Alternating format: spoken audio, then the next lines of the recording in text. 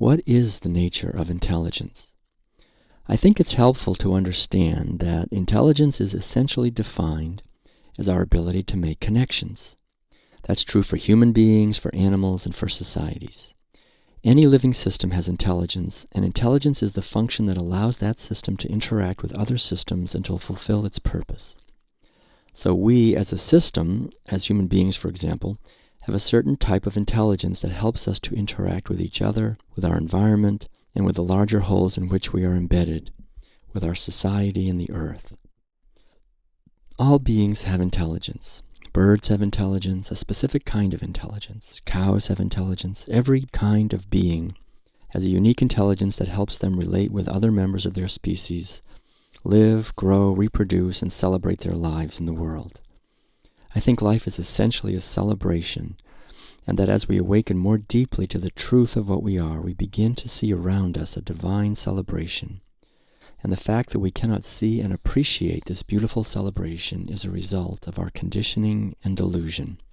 We've blocked our ability to see that our true nature is joy and harmony and creativity, because what we are is a manifestation of the infinite love that is the source of all life and of all being. What else could we be? The immeasurable intelligence of the source of life flows through all living systems and beings as their unique intelligence.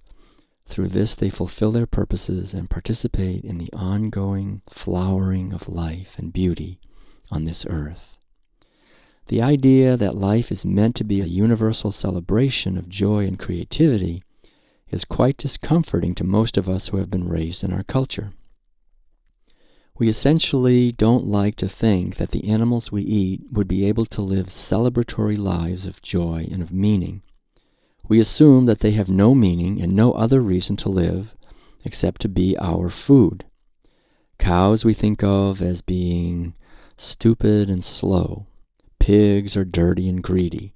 Chickens we think of as being hysterical and repulsive. Fish are mere cold-blooded objects to eat and play on a line for entertainment. We have all of these ideas.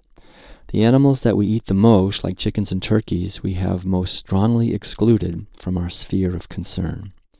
We view them as we would any enemy. Look at what we have done with those we called enemies throughout history, and still do to this day. With any being that we're going to harm, we have to exclude them and make them despicable and worthy of being harmed. We must see them as without having any inherent dignity, beauty, or purpose. We do this constantly with the beings we view as food commodities, and this hardens our sensitivity to life. Because we cannot allow them to be happy, our own happiness is diminished.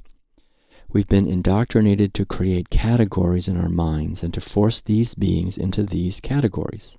And when we free ourselves from that and stop eating them, we free our minds in powerful ways. I think it's much easier to change our view of animals if we stop eating them. At least it was for me. I couldn't even begin to think like this when I was still eating animals. It was impossible because I was eating them. But after a few years of not eating them, it took me a while, I was kind of slow, I began to see that a chicken, for example, has an amazing intelligence. It boggles the mind that divine love can create such a dazzling array of magnificent beings. Chickens evolved for millions of years in Southeast Asia, in the jungles.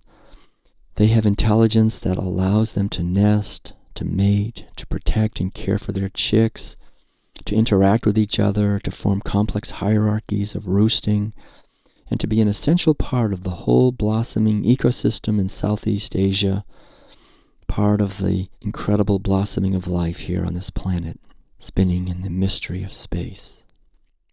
On a deep level, chickens are connected with a divine love that allows them to live, and this infinite intelligence manifests as their intelligence and lives as chickens, just like it manifests as our intelligence and lives as us, and as all that is. We violate our intelligence and the chicken's intelligence when we take these beings and cram them into little cages where they can't move, where they can't nest or mate, where they can't ever touch the earth, see the sun, feel the wind or rain, or do anything at all to fulfill their inborn drives and yearnings and purposes. We steal their babies from them before They've even hatched. We force them into conditions where everything becomes completely meaningless, painful, frustrating, and terrifying. When we do that, we rip the fabric of our own hearts and of our beings on a very deep level. The things we do to chickens and other food animals are actually amazingly terrible. It doesn't look like it, though, to us, because we're used to it and we're born into it, and we're taught that it's no problem, and we've taken on our culture's blinders so we see living beings as mere objects. The cruelty the animals must endure is also invisible for the most part, conveniently hidden and kept carefully concealed from us. The fact is, though, that we are actually acting in these cruel ways, and these animals bear the full fury of our numbness and of our disconnectedness.